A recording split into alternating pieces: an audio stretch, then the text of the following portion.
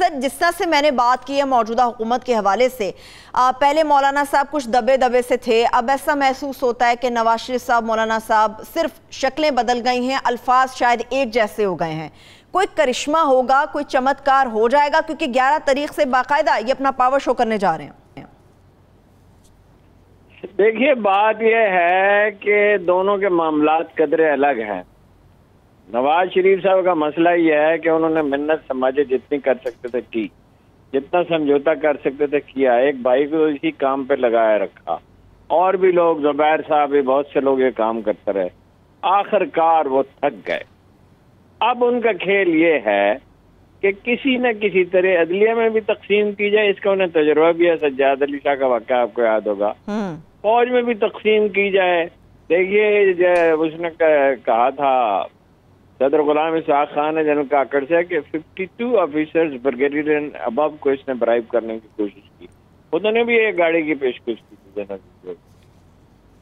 तो फौज के अंदर भी इनकी कोशिश है तकसीम हो। परवेज रशीद ने एक कल और एक आज मैसेज किया है, मैं तो उसे दोहराना भी पसंद नहीं करता, सिर्फ आपको याद दिलाता रहता हूँ कि ये वही शख्स है जिसने कभी तहरीक पाकिस्तान और कायद-ए-आज़म के हक में एक लफ्ज नहीं कहा। दूसरे उनके एडवाइजर वो बज़ाहिर खामोश रहते हैं, लेकिन वो काफी करीब हैं, वो तालीफ बने हुए हैं। अच्छा, इनकी ख्वाहिश ये है कि अब और कुछ नहीं होता तो अफरा तफरी हो। मौलाना की सल्तनत उनसे छिन चुकी है और उनका कोई इम्कान नहीं है कि वो पख्तूनख्वा में दोबारा हुकूमत बना सकें, जिसका 1913 में ख्वाब देखा।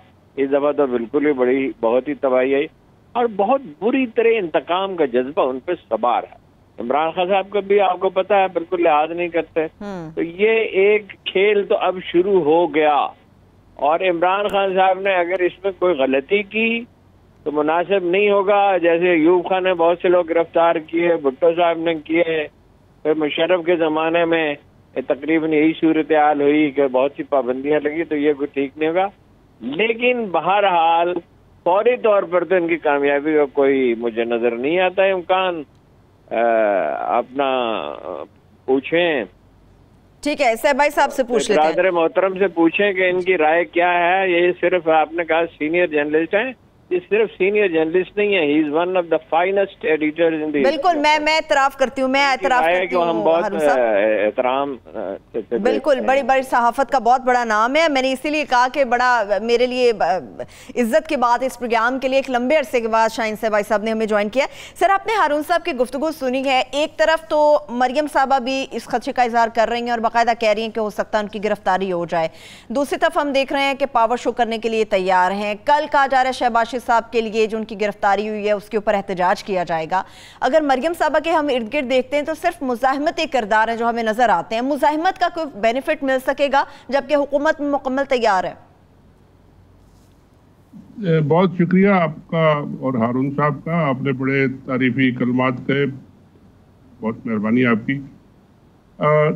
देखिए, जैसा कि हारून साहब ने कहा कि इनके पास अब डेस्परेशन के सिवा और कन्फ्रंटेशन के सिवा और लड़ाई करने के सिवा और कोई रास्ता रहा नहीं है। और जितनी ये लड़ाई तेज करते जा रहे हैं, आप देखें कि इमरान खान साहब और गवर्नमेंट के लहजे में भी उतनी ही सख्ती और तेजी आती जा रही है। बिल्कुल। अभी आपने कल उनका इंटरव्यू सुना होगा इमरान खान साहब का। जी जी जी। और जितने कॉन्फिडेंस से उन्होंने बात की कि अगर मुझसे कोई इस्तीफा मांगने के लिए आता तो मैं उन्हें खड़े खड़े उनसे इस्तीफा ले लेता। मैंने उसको इंटरप्रेट इस तरह किया कि इमरान खान साहब इतने कॉन्फिडेंट हैं इस वक्त और अपने जो रिलेशंस हैं उनके और एस्टेब्लिशमेंट के, उसमें इतना एक दोनों में हम आहंगी है कि वो समझते हैं कि मैं ऐसी बात भी कर सकता हूँ और उसका कोई नतीजा नहीं निकलेगा और कोई बुरा नहीं मानेगा और ठीक बात है। वो इससे पहले के लीडर जो थे वो कभी इस तरह की डायरेक्ट ओपन चैलेंज नहीं करते थे। एक दफ़ा मेरा ख्याल है शायद जरदारी साहब ने किया था तो फिर वो मुल्क छोड़ के भाग गए थे। लेकिन ये कि जितना के अपोजिशन प्रेशर डाल रही है उतना ही गवर्नमेंट भी सख्ती और कॉन्फिडेंट फील कर रही है। और आए जी देखते हैं, हम आपको देखेंगे। एक बात का ख्याल रखना है जी। इनको करने दे, जो ये जुलूस जलसे हंगामे करते हैं, हंगामा नहीं, जुलूस जलसे अपना इनका राइट है करें। लेकिन अगर हंगामा आ रही और गाड़ियों में पत्थर लेके आएंगे, वो उसकी इजाजत मेरा ख्याल है ना मिलेगी और ना मिलनी चाहिए। और ये मामला चले जिस तरह चलता है, लेकिन असल तो बात वही है कि मार्च से पहले इतना अफरा तफरी कर दी जाए कि जी वो, ये तो इनके लिए खुदकुशी का समा अपने लिए पैदा कर रहे हैं। क्या मतलब नतीजा इसका क्या निकलेगा? ऐसा बहुत बहुत इनके लिए तो मुश्किलात हैं। और मौलाना साहब की सियासत जो है वो तो हारून साहब ने बिल्कुल बताया कि वो तकरीबन वाइप आउट हो चुके हैं। उनके पास तो एक ही रास्ता है कि सब इस्तीफा दें, दोबारा इलेक्शन कराएं। तरह तो जल्दी इलेक्शन नहीं होते। अगर आप जबरदस्ती करके, हंगामा करके, अफरा तफरी फैला के फौज को बुलाना चाहते हैं, तो फौज आके फिर क्या इलेक्शन कराएगी?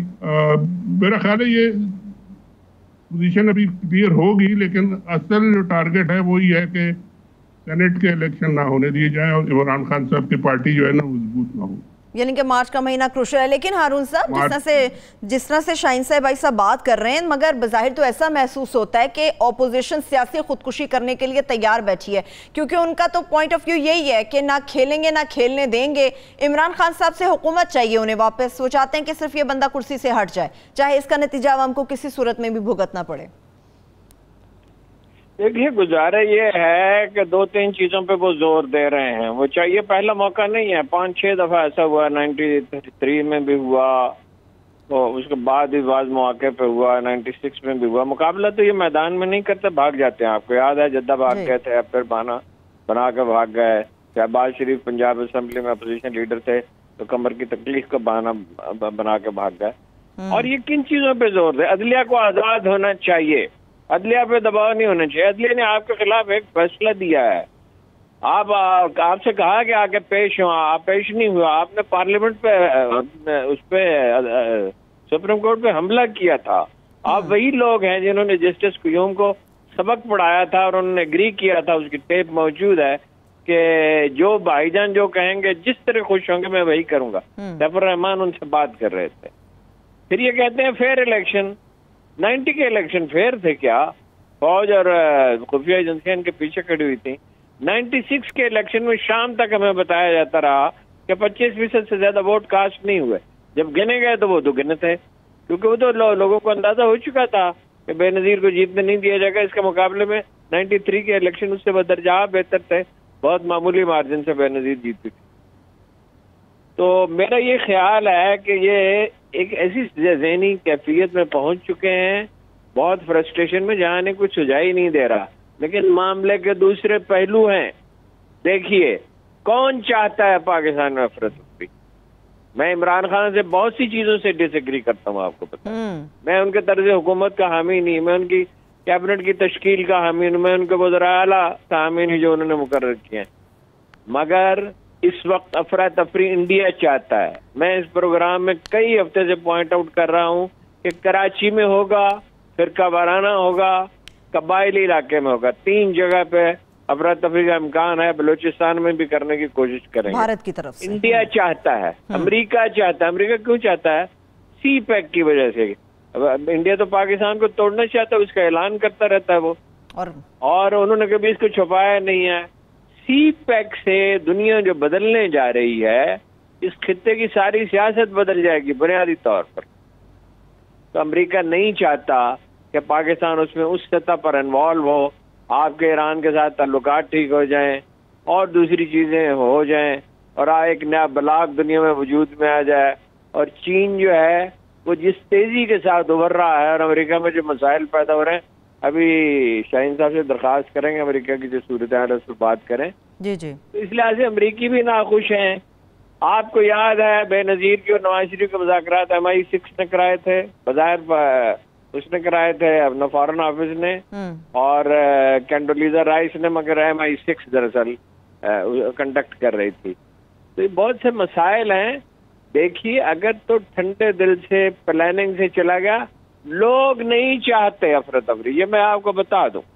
चंद पार्टियों से नून लीग के लोग नहीं निकलेंगे, पीपल्स पार्टी के सवाल ही पैदा नहीं होता निकले, तो सिंध की हुकूमत को दाव पे नहीं लगाएंगे। आम लोग नहीं निकलेंगे। आम लोग ये अब ये जलसों जुलूसों का, एहतजाज का, मुजाहरों का कल्चर खत्म होगा। मदारिस के लोगों को अगर वो ले आएंगे तो कितनी बार ले आएंगे। और उसमें एक और बहुत अहम नुकता है, मदारिस को नेशनलाइज किया जा सकता है। ठीक ठीक, ये एक बड़ी चीज़ हो जाएगी जिसके ऊपर कई दफ़ा मेरे ख्याल में हारून साहब बाकायदा तौर पे बात भी हो चुकी है। लेकिन शाहीन साहब, भाई साहब, जिस तरह से हारून साहब ने परवेज़ रशीद साहब से मुतालिक बात का, जिस किस्म की उन्होंने स्टेटमेंट्स दिए हालिया दिनों में, उसके ऊपर तो कहा जाता है कि नून लीग खासतौर पर नवाज शरीफ जो हैं ये तो अदालतों के सबसे बड़े बेनिफिशरी रहे हैं, तो इंसाफ ना मिलने वाली तो बात हो ही नहीं सकती। फिर इमरान खान साहब ये कहते हैं, जिस तरह हारून साहब ने इस बात को कहा और कई दिनों से प्रोग्राम मुकाबले में ये बात कर रहे हैं कि पाकिस्तान के अंदर जो अफरा तफरी है, कराची को ले लें, बलोचिस्तान को ले लें, जहाँ जहाँ भी होगी उसमें भारत इन्वॉल्व होगा। तो ये तो नवाज शरीफ साहब, ऐसा फिर इमरान खान साहब की बात को कोट किया जा सकता है कि मोदी सरकार का बयानिया लेकर चल रहे हैं।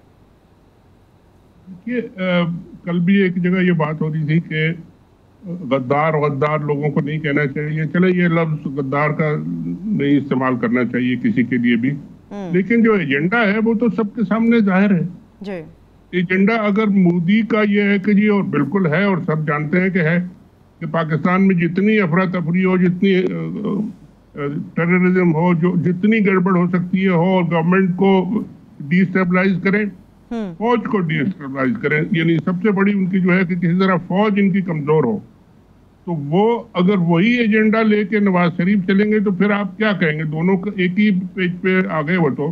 कल मैं सुन रहा था मरियम नवाज साहिबा ने फरमाया कि जी जो गद्दार जिनको कहा जा रहा है वो असली मुहिब्बे वतन है, और जो मुहिब्बे वतन जिनको कहा जा रहा है पाकिस्तान में वो गद्दार है। अब आप ये बयान उन्होंने दिया, मैं तो हर चक्कर में आ गया। मैंने कहा अगर ये बात उनकी सुने और समझी जाए और मानी जाए तो फिर तो पूरा पाकिस्तान गद्दार है और ये मुहिब्बे वतन है।